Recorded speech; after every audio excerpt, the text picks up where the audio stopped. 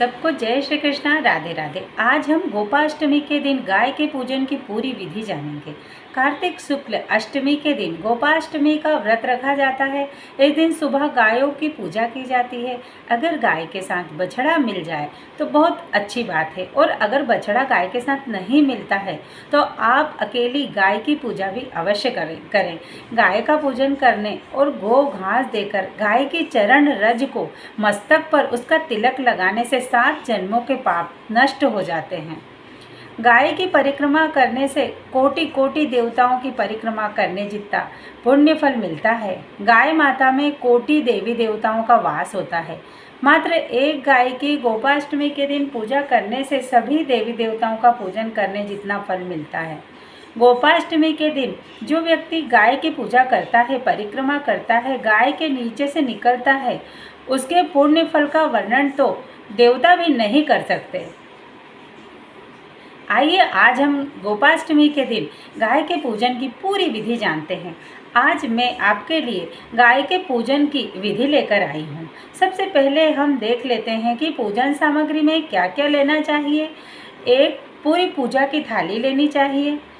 पूजा की थाली में फूल माला होना चाहिए, अंकुरित दाल होनी चाहिए, गुड़ होना चाहिए।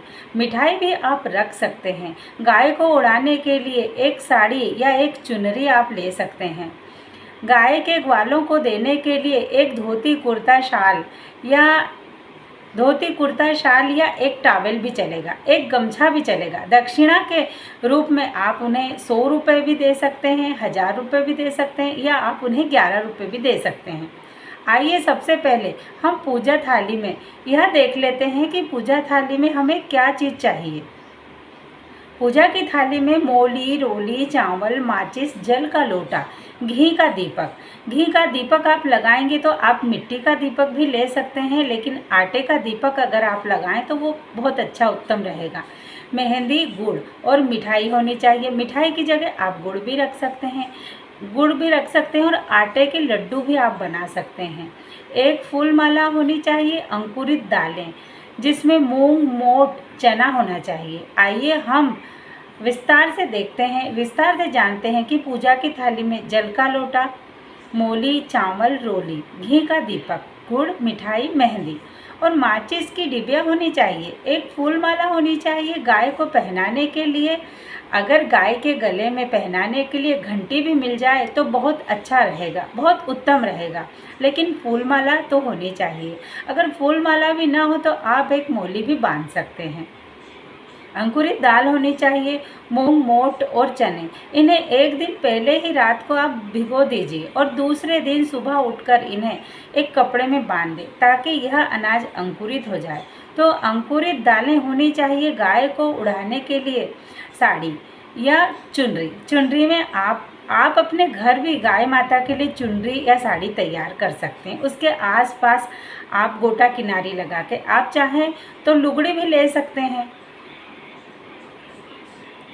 गाय के ग्वालों को देने के लिए यहाँ मैंने एक धोती रखी है, लेकिन आप चाहें तो टॉवेल भी दे सकते हैं या पूरे कपड़े भी दे सकते हैं। धोती, कुर्ता, शॉल जो भी आप देना चाहें, बनियान जो भी देना चाहें, दक्षिणा, वह सब आप दे सकते हैं। यह गाय के ग्वाल को जरूर दें। अब हम जानते हैं कि गाय के पूजन की पूरी विधि क्या है। सबसे पहले जल से गाय माता के चारों पैरों को हम धोएंगे। उसके बाद गाय को हम तिलक लगाएंगे, चावल लगाएंगे। हम कुमकुम का तिलक लगाएंगे, उस पर हम चावल चिपका देंगे। उसके बाद गाय के गले में मौली मतलब पचरंगी धागा हम बांधेंगे। जो भी आप वस्त्र लेकर आए हैं उसे हम गाय माता को उड़ा देंगे। गाय माता के ऊपर हम उसे बड़े प्रेम से उड़ाएंगे। उसके बाद गाय के चारों पैरों में मेहंदी लगाएंगे। गाय में कोटि देवी देवताओं का वास होता है। 33 कोटि देवता गाय माता में वास करते हैं। गाय की पूजा करके तिलक लगाना, मोली बांधना, ओढ़नी ओढ़ाना, माला पहनाना और मेहंदी लगाने से कोटि देवी देवताओं को मेहंदी लग जाती है। सारे देवी देवताओं की पूजा हो जाती है। गाय की आरती करेंगे हम। उसके बाद हम अंकुरित दालें, अनाज हम गाय माता के सामने रखेंगे और गाय को हम भोग लगाएंगे। गाय माता खा लेगी। उसके बाद अगर हमने आटे के लड्डू बनाए हैं या हम गुड़ लेके गए हैं या हम जो भी भोग लेके गए वह हम गाय माता के सामने डाल देंगे। हम हरी घास भी उन्हें खिला सकते हैं। हमने रात को जो भिगोए थे, जो हमने अनाज रात को भिगोया था, वह भी हम घास के ऊपर डालेंगे तो गाय माता अच्छे से घास भी खा लेती है। अब हमें क्या करना है कि गाय माता की पूजा तो हमने कर दी, अब हमें गाय माता की आरती उतारनी है। हम गाय माता की आरती उतारेंगे। आरती उतारने के बाद हम गाय माता की परिक्रमा करेंगे। परिक्रमा में हम 4 परिक्रमा लगा सकते हैं, 7 लगा सकते हैं, 5 लगा सकते हैं। गुरुजी कहते हैं कि 4 परिक्रमा लगानी चाहिए, लेकिन जो भी हमारा मन हो, 5, 9, 11 हम गाय माता की परिक्रमा लगा सकते हैं। परिक्रमा लगाते समय आप यह प्रार्थना करें कि जो लक्ष्मी जी श्री कृष्ण श्री नारायण जी के चरणों में वास करती है, वह लक्ष्मी माता गाय होकर सदा मेरी रक्षा करे और बोले कि हे गौ माता, मुझे रिद्धि सिद्धि दो, मेरे घर का नैवेद्य आप स्वीकार करो, आप ग्रहण करो। इस प्रकार गाय की प्रदक्षिणा करें। इस तरह मैंने गाय की 5 परिक्रमा की है। एक एक परिक्रमा करने से एक एक यज्ञ की प्राप्ति होती है। अब बचे हुए अंकुरित दाल भी हम गाय को ही खिला देंगे। उसके बाद मिठाई या गुड़, अंत में हम जल छोड़ देंगे और हम जल छोड़ के हम गाय को प्रणाम करेंगे। हम गाय माता से अपनी गलती की माफ़ी मांगेंगे। जो हमसे गलती हो जाती है, जो हमसे रोज़ गलतियां भी होती है, हम कभी जब गाय हमारे घर के दरवाजे पर आती है रोटी के लिए, हम उसे भगा भी देते हैं, हम उसे कभी कभी मार भी देते हैं, हम उसे डांट भी देते हैं। यह सब गलती, इन सभी गलतियों की माफ़ी हम आज गाय माता से मांगेंगे, भगवान श्री कृष्ण से मांगेंगे। घर परिवार में सबको स्वस्थ निरोगी कंचन जैसी काया देना। हे गौ माता, सभी को निरोगी रखना। मेरा परिवार पुत्र पौत्र धन धान्य से भरा रहे। हे माते, आप मुझे आशीर्वाद देना, पग पग पर मेरी गवाही देना। गोविंद के सामने मृत्यु लोक में मुझे वैतरणी नदी पार कराना। मेरी मदद करना गौ माता, सदा आप गोविंद के चरणों की भक्ति प्रदान करना। गाय को नमस्कार करें, गाय के पीछे पीछे चलें। जब गाय को हम चारों वर्ण लक्ष्मी की प्राप्ति होती है, जो फल 33 करोड़ देवताओं का पूजन करने से मिलता है, वही फल हमको गोपाष्टमी के दिन गाय माता की पूजन करने से ही मिल जाता है। अगर आपने कार्तिक मास में गोपाष्टमी का व्रत रखा है तो आपको व्रत के लिए गाय माता का पूजन भी अवश्य करना चाहिए। गाय माता में 33 कोटि देवी देवताओं का वास होता है। गाय माता का पूजन करने से 33 करोड़ कोटि देवताओं का आशीर्वाद मिल जाता है। भगवान श्री कृष्ण कहते हैं कि जो भी गोपाष्टमी के दिन गाय की पूजा करता है, उसको मैं दुनिया के समस्त सुखों को प्रदान करता हूँ और मरने पर गोलोक का धाम देता हूँ। आज के दिन राधा कुंड में स्नान करके भगवान श्री कृष्ण के साथ गाय का पूजन करने से मनुष्य के जन्म जन्मांतर के पाप धुल जाते हैं। गाय के पूजन करने के बाद गाय के पीछे पीछे थोड़ी दूर तक हमें चलना चाहिए। कहते हैं कि ऐसा करने से हमारे पितृ को स्वर्ग का वास मिलता है और उनका रास्ता साफ होता है। गोपाष्टमी के दिन गाय का पूजन करने से मनुष्य की कभी दुर्गति नहीं होती, उसका सभी जगह मान सम्मान आव आदर बढ़ता है, 10 दिशाओं में कीर्ति फैलती है, घर की दरिद्रता का नाश हो जाता है।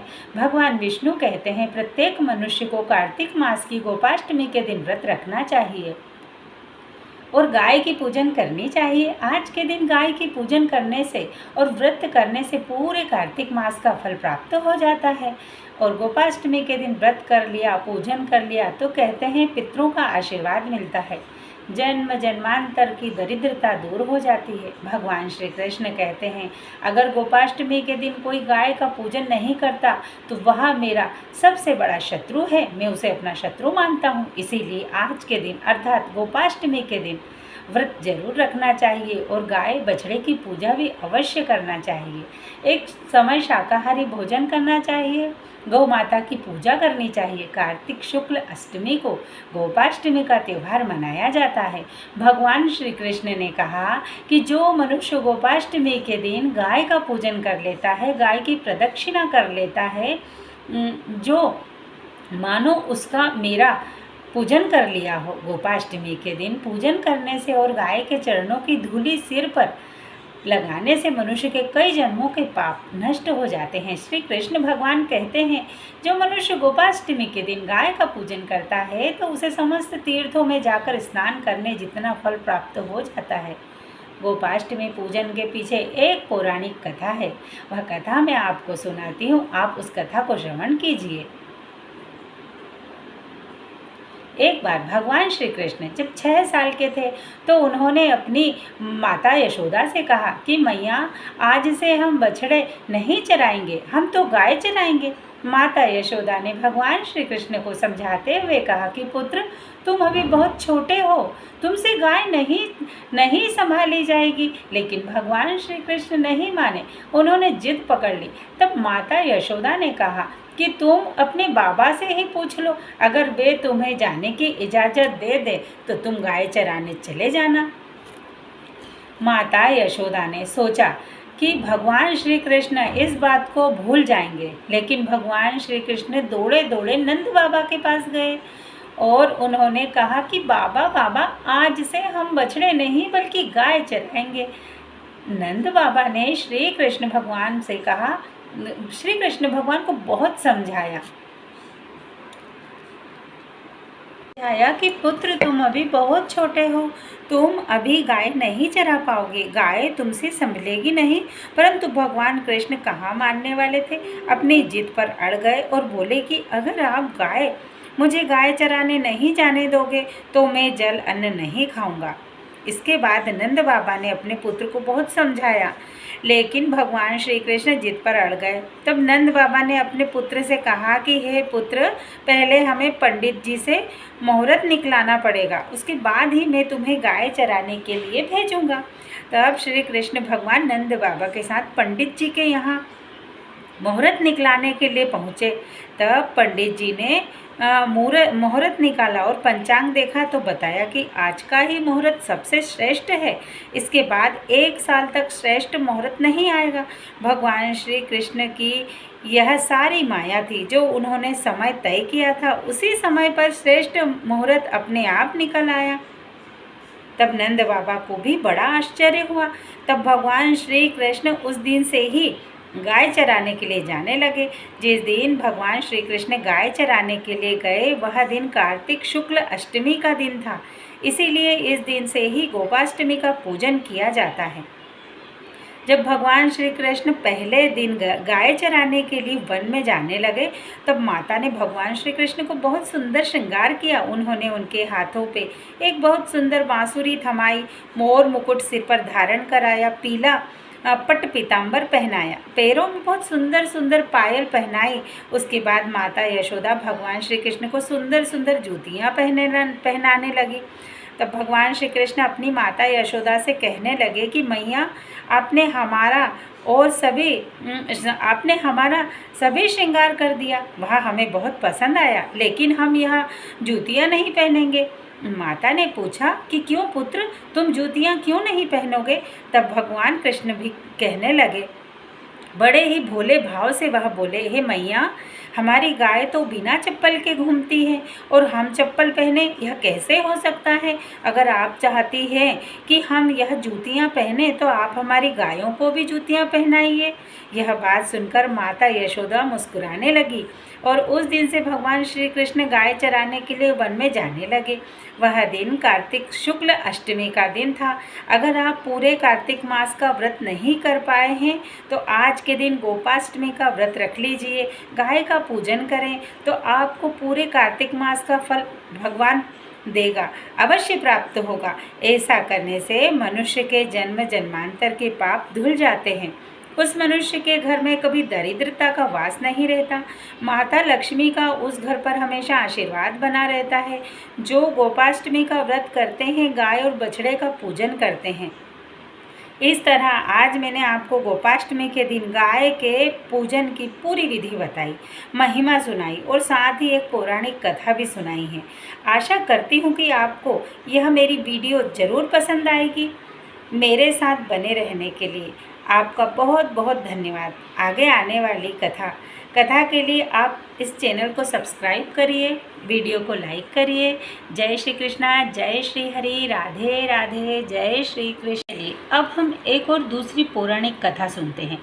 एक बार देवी लक्ष्मी जी ने मनोहर रूप यानी बहुत ही सुंदर रूप धारण करके गौओं के एक झुंड में प्रवेश कर लिया और उनके इस अद्भुत सुंदर रूप को देखकर गौओं ने पूछा कि देवी आप कौन हैं और कहाँ से आई हैं। गौओं ने यह भी कहा कि आप पृथ्वी के अनुपम सुंदरी लग रही हो। तब गायों ने एकदम से कहा कि सच सच बताओ, आखिरकार आप हैं कौन और तुम्हें यहाँ कहाँ जाना है, तुम यहाँ क्यों आई हो। तब देवी लक्ष्मी जी ने बहुत ही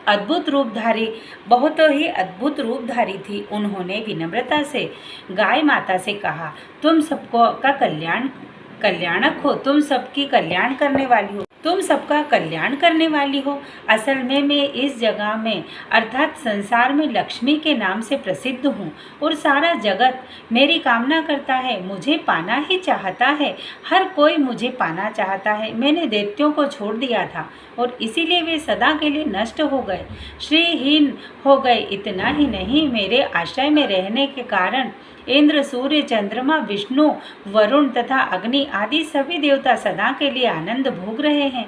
इसके बाद देवी लक्ष्मी जी ने कहा कि जिनके शरीर में मैं प्रवेश नहीं करती वे सदैव नष्ट हो जाते हैं और सब में तुम्हारा शरीर में ही निवास करना चाहती हूँ मैं। इसीलिए लेकिन इसके बाद भी कथा समाप्त नहीं हुई। फिर भी तुम मुझे स्वीकार नहीं कर रही, आखिरकार इसका क्या कारण है।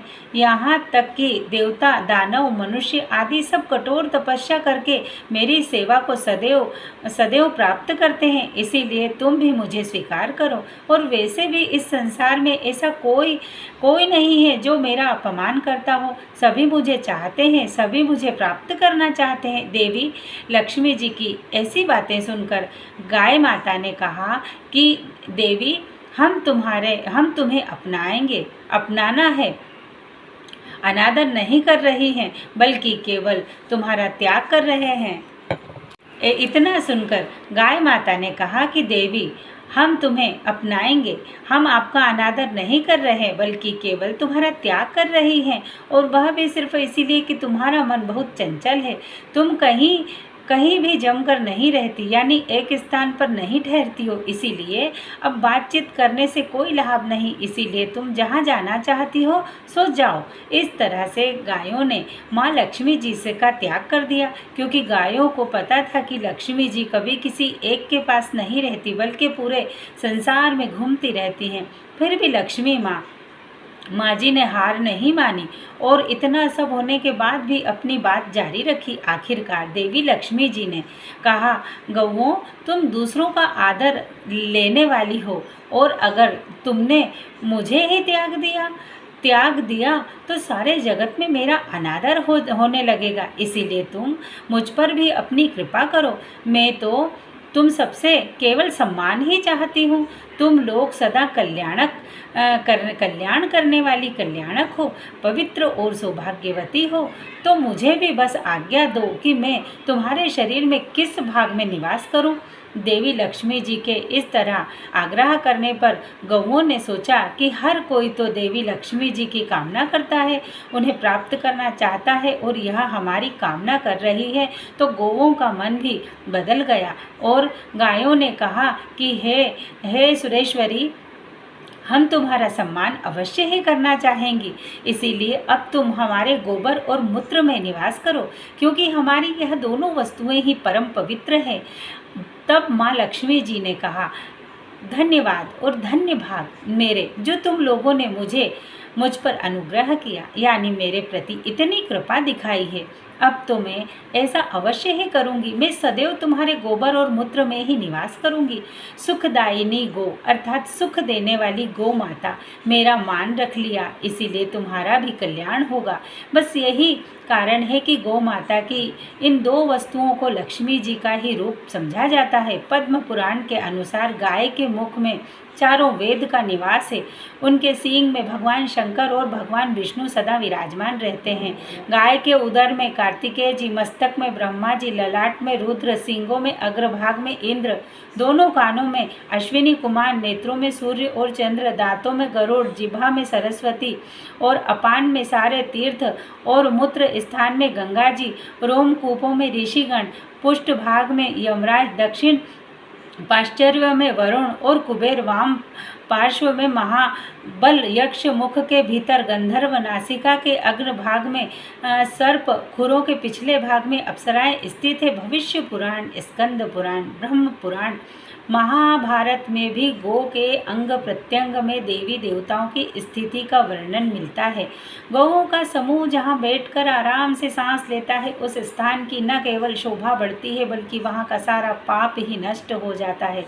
तीर्थों में स्नान दान करने से, ब्राह्मणों में भोजन कराने से, व्रत उपवास और जप तप और हवन यज्ञ करने से जो पुण्य मिलता है, वही पुण्य गो को चारा या हरी घास खिलाने से प्राप्त हो जाता है। कहते हैं कि जो मनुष्य प्रातःकाल स्नान करके गो का स्पर्श करता है, वह समस्त पापों से मुक्त हो जाता है। संसार में सबसे प्राचीन ग्रंथ वेद हैं और वेदों में भी गाय की महत्ता है। उसके अंग प्रत्यंग में दिव्य शक्तियाँ होने के कारण मिलता है। गाय के गोबर में लक्ष्मी, गोमूत्र में भवानी, चरणों में अग्रभाग में आकाशचारी देवता, उसके रंभाने की आवाज़ में प्रजापति और थनों में समुद्र प्रतिष्ठित माने गए हैं। मान्यता है कि गौ के पैरों में लगी हुई मिट्टी का तिलक करने से तीर्थ स्नान का पुण्य मिलता है। यानी सनातन धर्म में गो को दूध देने वाली एक पशु न मानकर सदा ही उसे देवी देवताओं की प्रतिनिधि माना गया है। इसीलिए गाय को गौ माता कहते हैं। किसी भी शुभ अवसर पर गौ माता की इस कहानी को सुनना चाहिए। हजारों तीर्थ में स्नान करने का और जीवन भर किए गए समस्त पुण्य कर्मों का पुण्य एक ही क्षण में प्राप्त हो जाता है। यह थी गौ माता की कहानी। प्रेम से सब बोलिए गौ माता की जय। कार्तिक मास में यह गौ माता की सुनी जाने वाली पौराणिक कथा हमने आपको सुनाई। अगर आपको हमारी यह कथा पसंद आई हो तो चैनल को सब्सक्राइब करें, वीडियो को लाइक करें। जय श्री कृष्णा, राधे राधे, हरे कृष्णा, जय श्री हरि।